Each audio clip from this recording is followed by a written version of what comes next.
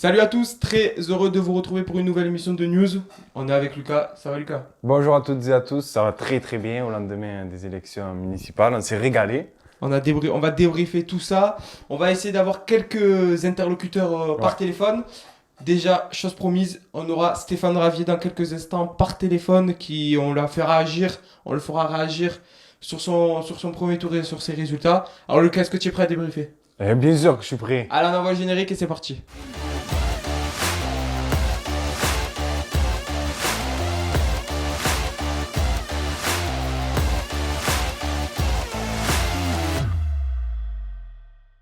Allez, de retour ici en plateau. Avant de donner la parole à Lucas, je vais vous faire un petit point sur les résultats qui sont apparus hier soir très tard. Hein, Ouais, on se le dit surtout à concrètement, hein. Marseille, hein. Surtout à Marseille parce que c'est un scrutin particulier, c'est par Les bureaux de vote secteur, fermé à 20h. enfermés à 20 heures, Voilà. pardon. Et les derniers bureaux de vote à Dépouille, je crois que ça s'est déroulé aux alentours de minuit et demi, 1 heure sur le site de la ville de Marseille. Donc, arrive en première position, et c'est une surprise, tu nous en parleras Lucas tout à l'heure, Michel Rubirola, la tête de liste, la candidate, le printemps Marseille arrive première avec 23% des suffrages, suivi de très près par la candidate des Républicains, c'était la favorite, on va pas se le cacher, Martine Vassal. En troisième position, c'est une petite surprise, une petite désillusion pour le candidat Rassemblement National qu'on appellera tout à l'heure, Stéphane Ravier, qui arrive troisième avec 19% des votes. Un peu plus loin, ça se décroche, c'est Bruno Gilles, le candidat Ensemble pour Marseille, qui arrive voilà, à 10%, 80 il me semble.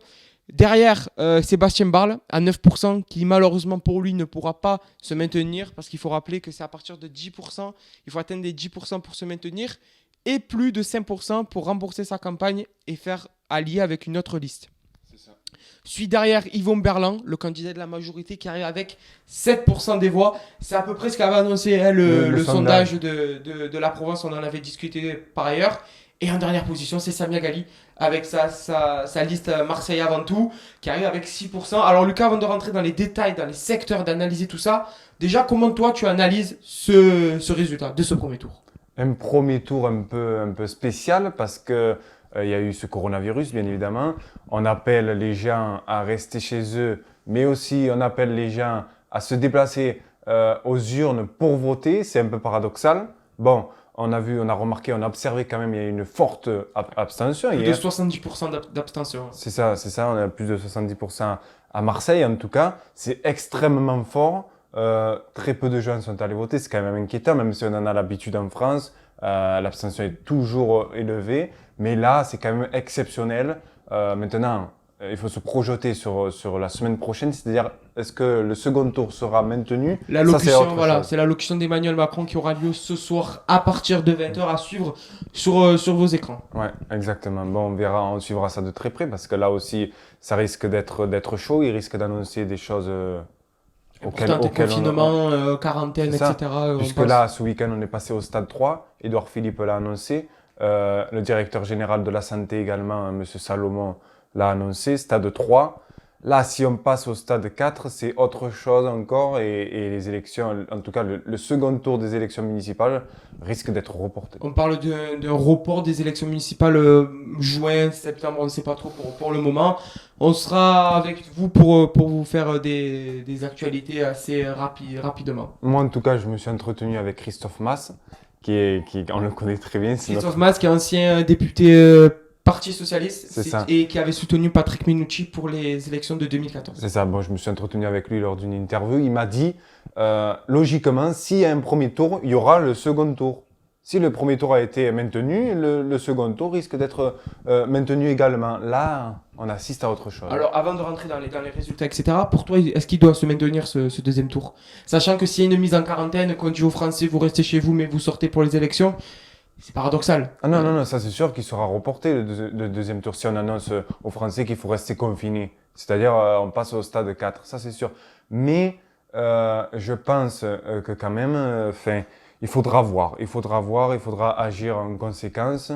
Mais c'est mal fait, c'est juste mal fait. La mairie de Paris vient d'annoncer que tous les parcs et espaces verts sont fermés jusqu'à nouvel ordre. On a vu des images Catastrophique. J'emploie ce mot exprès parce qu'on a demandé aux Français de rester chez soi, mais on a vu beaucoup de Parisiens et même de Marseillais sur le Vieux-Port qui étaient rassemblés, qui buvaient un coup, qui Ouais. se rassemblaient en famille.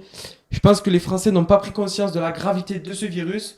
On parle des Italiens, bien sûr, mais voilà, les Italiens sont en quarantaine. Lucas, on va arrêter de parler du coronavirus. Avant de rentrer dans les détails, je vous rappelle juste que Stéphane Ravier va nous appeler dans quelques instants, donc restez bien avec nous. C'est le candidat, on va dire, du Rassemblement National, la tête de liste du Rassemblement National qui arrive en troisième position à 19%. Restez avec nous. Lucas, tu as un petit coup de gueule, il me semble. J'ai un coup de gueule contre les bureaux de vote. Bon, ça fait un peu rire, mais enfin, c'est quand même inquiétant. C'est-à-dire qu'aucune règle n'a été respectée. Je suis rentré dans le bureau de vote pour tout simplement voter. Rappelons que Lucas, toi, tu votes à Allo. Hein. Moi, je vote à Allo à côté de Marseille, mais c'est également arrivé dans les bureaux de vote à Marseille. Bon, moi, à Allo, je suis arrivé dans le bureau de vote. Je suis à l'entrée comme ça, j'attends. Qu'on me dise, monsieur, lavez-vous les mains avec l'agnos, l'hydroalcoolique. Le gel hydroalcoolique. Rien. La femme me dit, allez-y, passez. Un bonhomme, il me dit, ben, tenez, montrez-moi la carte d'identité. Bon, là, ça va jusque-là, il respecte le mec. Je vais à l'isoloir après avoir voté, tout ça. Au niveau de l'urne, le mec, il me prend la carte électorale comme ça, en pleine main. Il me dit, prenez un stylo comme ça. Bon, on les a désinfectés. Bon, c'est un peu à la marseillaise, fait comme ça. C'est un peu décevant. Également, pareil, même chose dans le 11e et 12e arrondissement, dans les bureaux de vote tout près de la Valentine. Pareil, aucune règle n'a été respectée. On parle du 1 mètre censé qu'il faut respecter. Ça n'a pas été respecté. Donc, c'est dommage de ne pas tellement respecter ces règles. Et moi, pour ce que j'ai vécu, donc moi je vais dans le 11e également à Marseille. Dans le bureau de vote, ben, on m'a pris ma carte électorale, on a touché ma carte d'identité. Ça semble paradoxal, mais voilà, il fallait pas toucher la carte d'identité, les cartes électorales. Les gels hydroalcooliques, il y en avait, mais seulement pour les assesseurs et le président de bureau. Je suis venu, j'avais prévu le coup, je suis venu avec mon stylo et mon gel hydroalcoolique. Au final, j'ai bien fait. Il y avait juste les scotch par terre pour signifier les 1 mètre. Mais voilà, on entend à iTélé, à CNews, tout ça, qu'il y a eu des restrictions, mais pas de partout, malheureusement. Ça n'a pas été respecté pour moi, c'est décevant. Allez Lucas, analysons le premier secteur de la ville de Marseille. Les résultats, c'est Sophie Camard qui arrive en tête, tête de liste du printemps marseillais de Michel Rubirola, devant Sabine Bernasconi, la maire sortante qui représente Martine Vassal. C'est une défaite pour la maire sortante de ce secteur, suivi de Clémence Parodi, candidate pour Stéphane Ravier, Rassemblement National. Et la première désillusion, c'est la 4e place de Sébastien Barle, qui était candidat pour la mairie de Marseille, qui arrive tout juste à 10%, qui peut tout juste se maintenir. Lucas, comment tu analyses, toi, la désillusion, la défaite de Sébastien Barle dans son secteur? Ouais, c'est quand même une grosse déception pour Sébastien Barle avec son mouvement Debout Marseille. C'est un secteur qu'il connaît très bien, le 1er et 7e arrondissement. C'est un secteur où il habite d'ailleurs. Maintenant, Sophie Camard, qui a raflé tous les votes, 39%, c'est quand même énorme. Presque élu du premier tour. Presque élu du premier tour, 39%, oui, c'est ça. Voilà, c'est quand même énorme. Alors maintenant, il faut savoir s'il va se maintenir ou pas, Sébastien Barle. En tout cas, lui, il n'a pas souhaité parler. Là, on a essayé de le contacter pour l'émission. On n'a pas arrivé à contacter Sébastien Barle, on a eu son directeur de campagne, qui a dit qu'il attendait l'allocution de ce soir d'Emmanuel Macron. Pour parler et pour annoncer ce qu'il va faire. En tout cas, hier, il a tweeté, il appelait à une alliance. Une alliance, ouais, c'est ça, exactement. On va voir s'il va s'allier avec Michel Rubirola ou pas. Elle, qui est suspendue du parti Europe Écologie Les Verts, auquel appartient Sébastien Barle. Sophie Camard, on en parlait, qui arrive dans tête. Ouais. Le printemps marseillais qui s'impose dans le centre-ville de Marseille. On parlera tout à l'heure de Benoît Payan dans le 2e secteur. Ouais. C'est une grosse défaite pour Sabine Bernasconi. Sûrement, c'est l'équipe Godin, Sabine Bernasconi. Elle a rejoint Martine Vassal, c'est les Républicains. Il fallait s'y attendre aussi, grosse déception, mais il fallait s'y attendre. Printemps Marseille, c'est une grosse surprise. Sophie Camard, très peu connue à Marseille.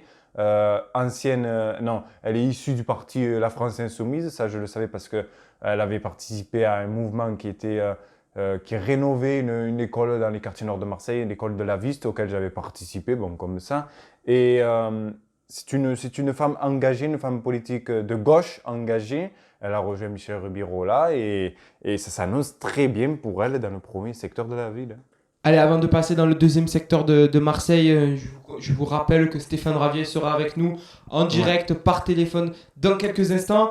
2e secteur de Marseille, donc je le disais, Benoît Payan qui arrive en tête avec 26% des suffrages, suivi de Lisette Narducci avec Bruno Gilles, Ensemble pour Marseille, c'est la maire sortante, Ouais. 16%, donc presque 10% d'écart entre les deux, suivi de Biaggi, c'est Martine Vassal il me semble. C'est ça, C'est ouais. Martine Vassal, voilà, avec 16% des voix, suivi de Jeanne Marty, donc ça c'est le Rassemblement National pour Stéphane Ravier, et Alain Lotte, qui est tout juste 10%, c'est pour Samia Gali. Lucas Benoît Payan, on le connaissait, il était PS, il avait sa carte au PS, Ouais. il était Parti Socialiste, il a décidé de rejoindre le printemps marseillais. Et il s'impose en tant que peut-être futur maire de ce secteur, il est très impliqué, on le voit beaucoup dans la rue. C'est une réussite pour lui et c'est un beau pari qu'il est en train de réussir. Benoît Payan, ouais, qui est ancien président du groupe socialiste au conseil municipal de Marseille. Il a rejoint Michel Rubirola, le printemps marseillais. C'est pas le seul, il y a Florence Mas également. Ce sont des vrais socialistes. Il y a Coppola aussi. Bon, lui, c'est un communiste. Hein. Il s'est présenté dans le 8e secteur. Oui, c'est une surprise. Et c'est quand même très bon pour le 2e secteur de la ville. Enfin, très bon, ça, je sais pas. Mais en tout cas, Pour le printemps marseillais, en tout cas, c'est très voilà, bon parce c'est qu'il ça que je veux s'impose dire. au cœur de Marseille, dans le centre-ville, avec le premier et le deuxième secteur. C'est ça, c'est énorme pour eux. Maintenant, j'observe ça quand même avec du recul. Je vois Lisette Narducci qui arrive deuxième, voire troisième, Deuxième. pardon, derrière Benoît Payan, maire sortante du 2-3, qui était bien implantée, qui était là depuis 3 mandats, je crois. Bon, ça, je sais pas. Mais 3 mandats, il me semble, parce Ouais. qu'elle a été avec le PS, je c'est crois. ça. Elle a été républicain avec Gaudin. Donc voilà, On en parlait dans la dernière vidéo. Elle est issue du parti radical de gauche. Elle a rejoint ensuite en 2014 Jean-Claude Gaudin, avec lequel elle a gagné la mairie de secteur. Bon, après, elle a dit que c'était une trahison, etc. Il avait trahi Jean-Claude Gaudin, etc. Mais là, elle a décidé de rejoindre Bruno Gilles. Grosse surprise également. Et là, ça l'a pas tellement réussi, puisque au premier tour, elle n'arrive pas. en Peut-être tête. ses électeurs en ont eu marre qu'elle le chante. Ah, ça, c'est juste des Ouais. a priori à prendre, on ne sait pas vraiment. Mm. Allez, passons maintenant au 3e secteur de la ville. Alors là, Lucas, on va se dire qu'on s'est trompé. Littéralement, parce qu'on avait annoncé dans la dernière vidéo que Bruno Gilles allait arriver en tête et peut-être même être élu dès le premier tour. Que nenni, parce que Michel Rubirola, la tête de liste pour le printemps marseillais à la ville de Marseille, arrive en première position avec plus de 37% des suffrages, devant Bruno Gilles, 22%. Ce n'est pas une petite défaite, il y a 15% d'écart entre les deux. On C'est va énorme. dire c'est énorme et Michel Rubirola devrait être élu dans ce secteur. Suivi après Jean-François Luc pour le Rassemblement National et Jean-Philippe Agresti pour Martine Vassal. Alors Lucas, fallait-il prévoir Michel Rubirola en tête dans ce secteur, surtout dans ce secteur? Je dois dire quand même, je pensais voir Bruno Gilles gagnant dans son secteur. Comme on le disait, il est très bien implanté, les habitants du 4-5 l'apprécient, on va dire. Mais là, on assiste à une grosse surprise. Michel Rubirola qui arrive en tête dans le 3e secteur de la ville, c'est une surprise. Maintenant, en vertu des sondages, en vertu des résultats qui sont tombés hier soir, c'est normal qu'elle arrive en tête dans ce secteur. Elle ne peut pas perdre son secteur et arriver en tête au niveau de la mairie centrale. Tu vois ce que je veux dire? Donc c'est normal, c'est logique. Elle fait partie de son parti, le Printemps républicain, l'Union de la gauche. Printemps marseillais. Le Printemps marseillais, putain, à chaque fois je me trompe. C'est l'Union de la gauche, la France insoumise, le Parti socialiste, un peu les communistes également. Et donc c'est une grosse surprise ouais, pour ce secteur. Bruno Gilles, on en parlait, c'est une grosse défaite pour lui qui arrive tout juste en globalité sur Marseille, 4e avec 10% des voix. Lucas, si on analyse bien la chose, c'est vraiment une grosse désillusion, surtout dans son secteur. Parce qu'il est implanté dans ce secteur depuis 25 ans. Il a l'habitude d'être maire. Il avait été maire, mais après il avait laissé sa place parce que pour cause de cumul des mandats, il a été sénateur. C'est vraiment une défaite pour lui et on pense qu'il peut-être, pourquoi pas, prendre des décisions radicales. Ça, on va voir dans les prochains jours, mais c'est une grosse désillusion aussi pour son parti tout entier. Ensemble pour Marseille. Enfin, si on peut appeler ça un parti, c'est un mouvement. Une liste. Une liste, tu as raison. Ensemble mouvement. pour Marseille.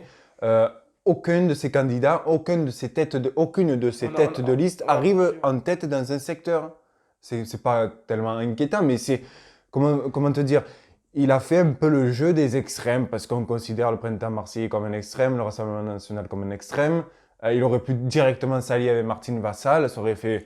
Problème front. d'ego aussi peut-être. Je pense, enfin je sais pas trop, on l'a suivi, c'est un personnage très gentil personnellement. Maintenant, politiquement, il a fait une grosse erreur de faire ce parti, de faire ce mouvement, parce qu'il a fait le jeu des extrêmes pour moi. Hein. Lui qui dit souvent comment il dit, Ni extrême, ni système. Ni système, ni Voilà. extrême. Ni système, ni extrême, comme il a annoncé, comme il a dit avec son ami Renaud Muselier. Il a fait pour moi le jeu des extrêmes hier soir. C'est tout. Allez, Lucas, passons maintenant dans le 6e et 8e arrondissement de la ville, dans le 4e secteur. Là, c'est Martine Vassal, la candidate des Républicains, qui arrive en tête avec 27%. Il y a une petite surprise quand même, parce qu'Olivia Fortin, la candidate du printemps marseillais, arrive tout juste derrière à 24% des voix. Donc ce n'est pas une victoire assurée pour Martine Vassal. Et un peu plus loin, suit Bernard Manda, candidat à Rassemblement National avec 13%. Et il arrive Yvon Berland, 12% des suffrages. Il arrive seulement 4e dans ce secteur. Suit derrière juste pour Sébastien Ball. Christine Just, voilà, avec 11%. Donc on va dire, ces 4 candidats, ces 5 candidats peuvent se maintenir pour le deuxième tour, parce qu'ils sont au-dessus des 10%. Lucas, Martine Vassal qui arrive avec seulement 3% d'avance. Est-ce que c'est une surprise ou est-ce que finalement elle avait victoire gagnée avant ? Elle pensait avoir victoire gagnée avant. Ça, je sais pas, mais non, c'est pas une surprise. Martine Vassal connaît très bien le 6e et 8e arrondissement. Maintenant, c'est normal aussi de voir en deuxième position le printemps marseillais qui caracole en tête avec les Républicains au niveau de la mairie centrale et au niveau avec Martine Vassal. Maintenant, grosse déception aussi pour Ludovic Pernet. On l'a suivi d'ailleurs avec 8% seulement des voix. C'est décevant pour lui. Je pense qu'avec ses équipes, il doit être très déçu. Lui qui s'est investi depuis le début. Bon, tous se sont investis, mais là, on peut en parler parce qu'on l'a suivi. Maintenant, à voir ce qui va se passer dans les 6e et 8e arrondissements. Ça, je sais pas. Est-ce qu'on peut avoir une alliance, par exemple, je sais pas moi, Yvon Berland qui s'allie avec Martine Vassal ou Ludovic Pernet, pareil, qui s'allie avec le printemps marseillais Est-ce qu'on peut avoir des alliances qui contre Martine Vassal ou qui contre Olivia Fortin pour le printemps marseillais ? C'est vrai que ça, on ne sait pas. Logiquement, le parti de Bruno Gilles, la liste de Bruno Gilles et donc Ludovic Pernet devrait s'allier avec Martine Vassal, je pense. Mais comme il a annoncé hier dans une vidéo aux côtés de ses têtes de liste, notamment Pistorino, Pernet. Il a dit il faut faire front au Rassemblement National et Stéphane Ravier, ainsi qu'à Michel Rubiro. À Martine Vassal. Nous, on en déduit qu'il va se rallier avec Michel Rubiro là. Donc ça, on attend dans la semaine d'avoir des réactions. Déjà, on attend l'allocution du président de la République ce soir, parce que apparemment tous attendent cette allocution avec impatience. Et après, ils s'exprimeront à l'approche du deuxième tour, qui devrait normalement avoir lieu. Allez, 5e secteur de la ville de Marseille avec Lionel Royer-Perrault, le candidat Les Républicains pour Martine Vassal, qui arrive en tête avec plus de 32%, suivi de près, on va dire, du Rassemblement National. On ne s'attendait pas à ce qu'il fasse un aussi gros score avec Éléonore Bèze avec plus de 21% des voix, suivi de Aïcha Sif pour le printemps marseillais de Michel Rubirola, et qui peut se maintenir, Hervé Manchon aussi, pour les écologies de Sébastien Barre, 10%. Alors Lucas, on sait que les Républicains sont implantés dans ce secteur. Avant Lionel Royer-Perrault, il y a 6 ans, c'était Guy Tessier qui était maire.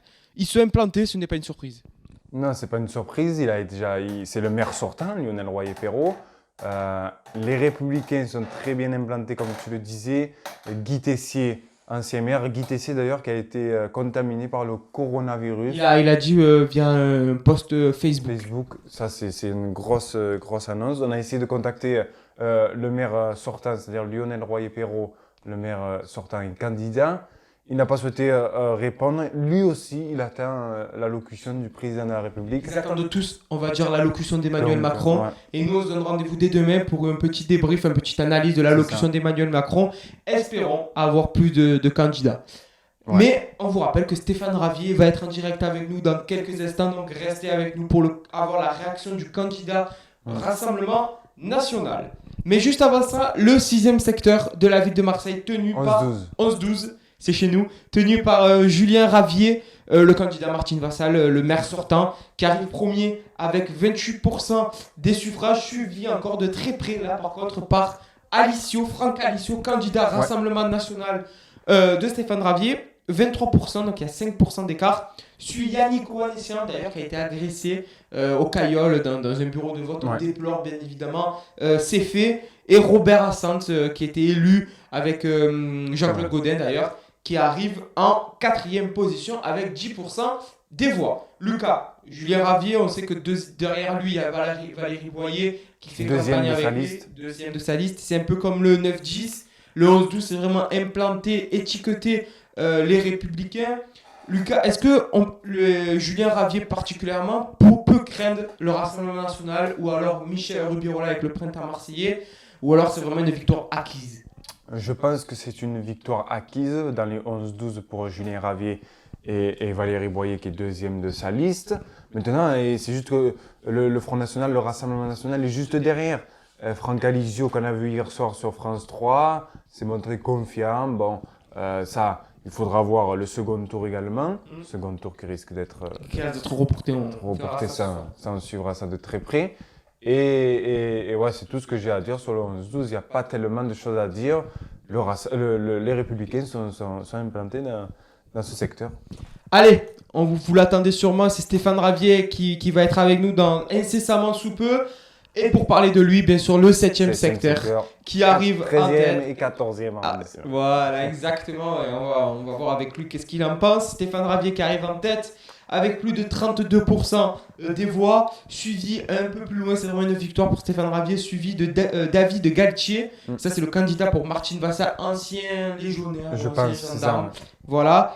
Et suit Jérémy Bacci pour les Républicains, les Printemps Marseillais de Michel Rubirola et Jérémy Rossi. Julien Rossi. Julien Rossi. Bah, ouais. Pour Marseille avant tout, Ouais. avec Samia Gali. Lucas, avant d'avoir ton analyse, on va rentrer en liaison avec Stéphane Ravier. Donc on va mettre nos écouteurs, bien évidemment. Voilà, on les avait préparés. On demande à la régie de passer un coup de fil, s'il vous plaît.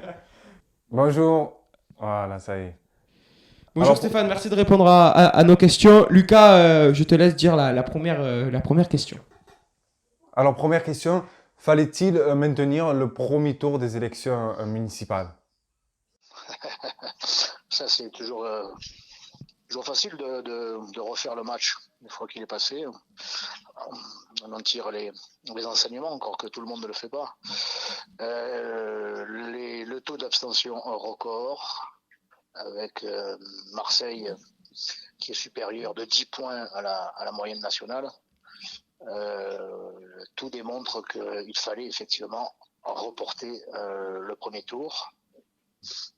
Surtout au lendemain des déclarations du président de la République et des déclarations de son Premier ministre quelques heures avant l'ouverture des bureaux, c'est-à-dire la veille, avec tout le côté anxiogène des déclarations de l'un et de l'autre. 33% de votants à Marseille, ça ne veut plus rien dire à la sortie des urnes. Et je dirais même en ce qui me concerne, moi j'arrive largement en tête dans mon secteur. Je regardais là un petit peu les bureaux, il y a un bureau à la Battarelle où je fais 40%, mais je fais 100 voix.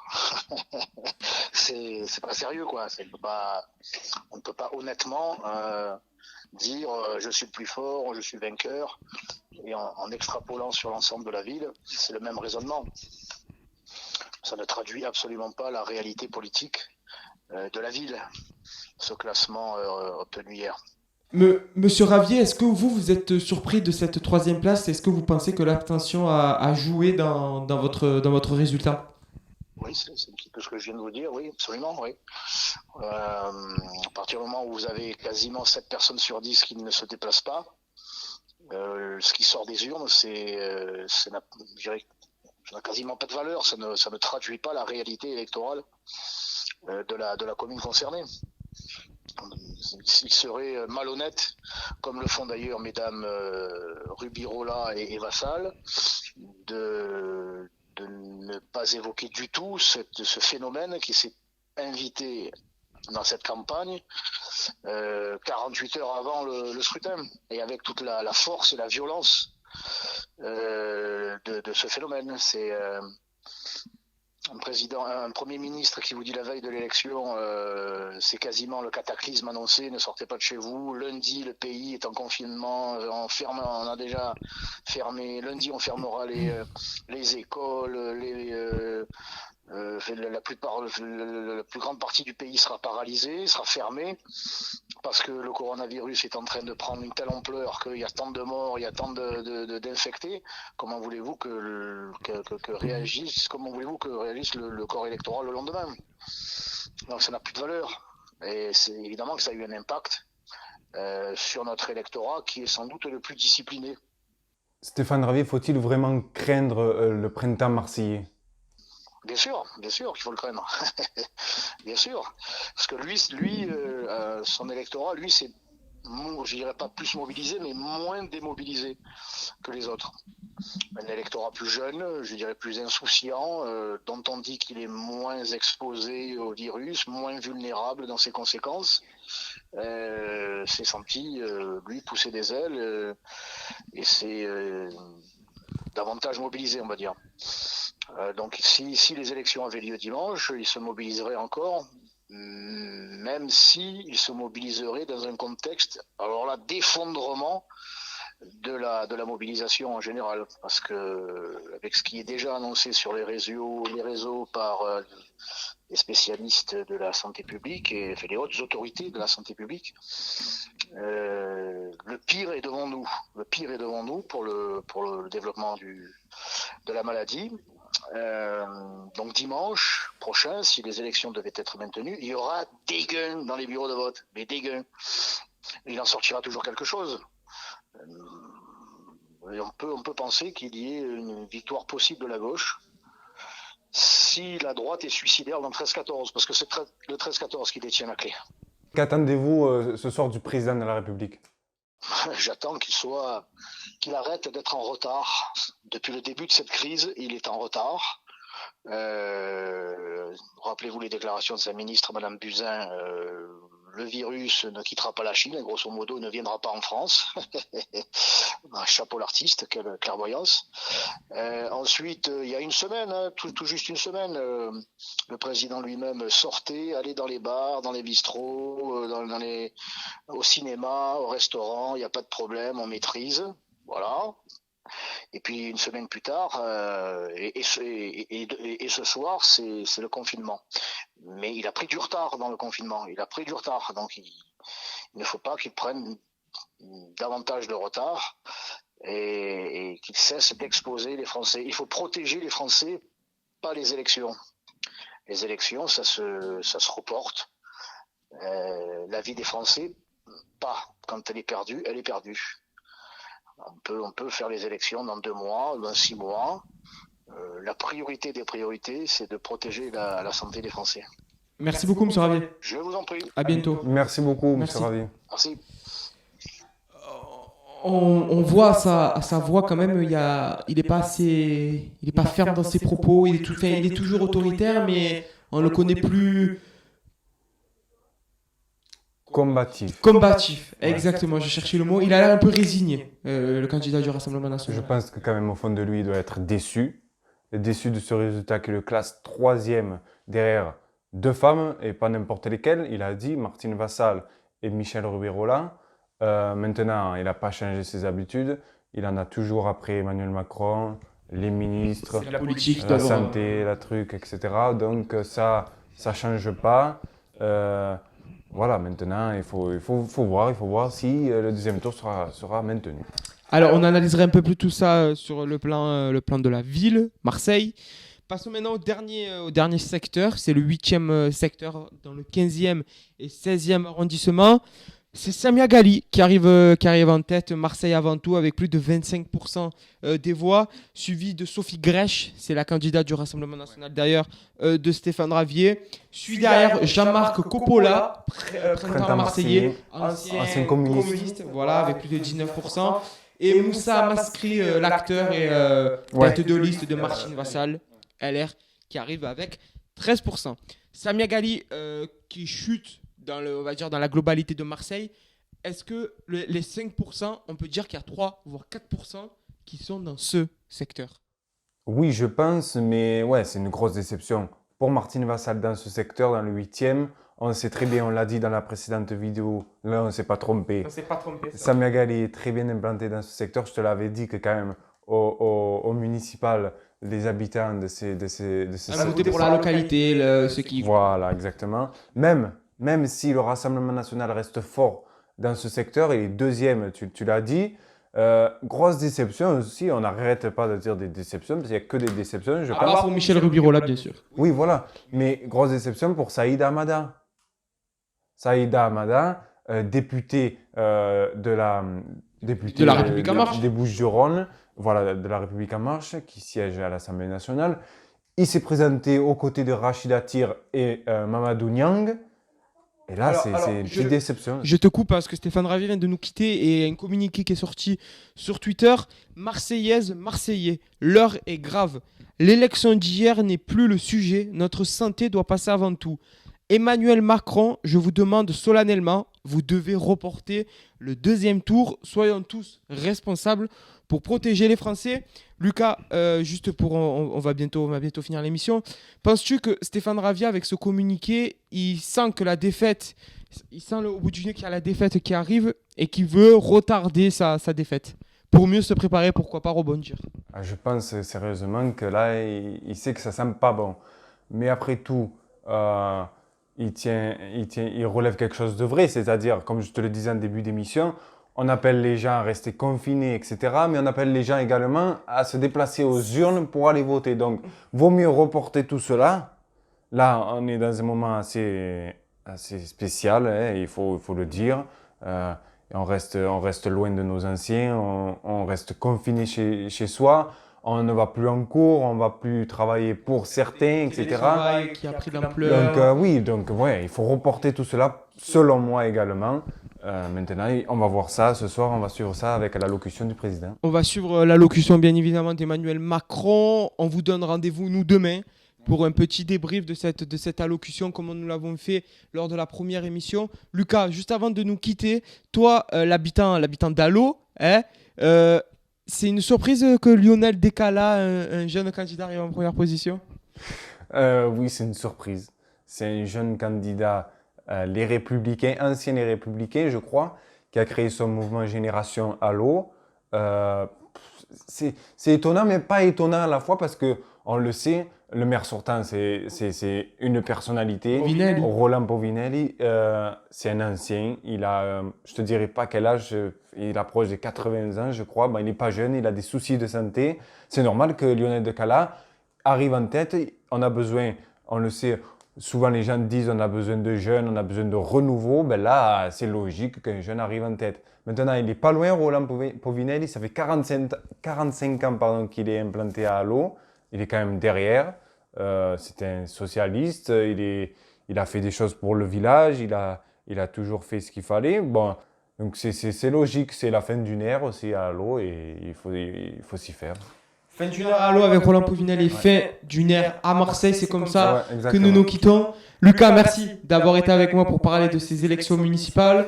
Merci à toi. On a essayé d'avoir quelques intervenants, mais on a pu avoir que Stéphane Ravier, le candidat Rassemblement National. On se débrouille comme on peut. On se débrouille demain pour le débrief de l'allocution d'Emmanuel Macron. Nous espérons avoir un peu plus de monde. On a essayé de contacter plusieurs personnes qui nous ont dit qu'ils étaient OK pour parler de cette allocution.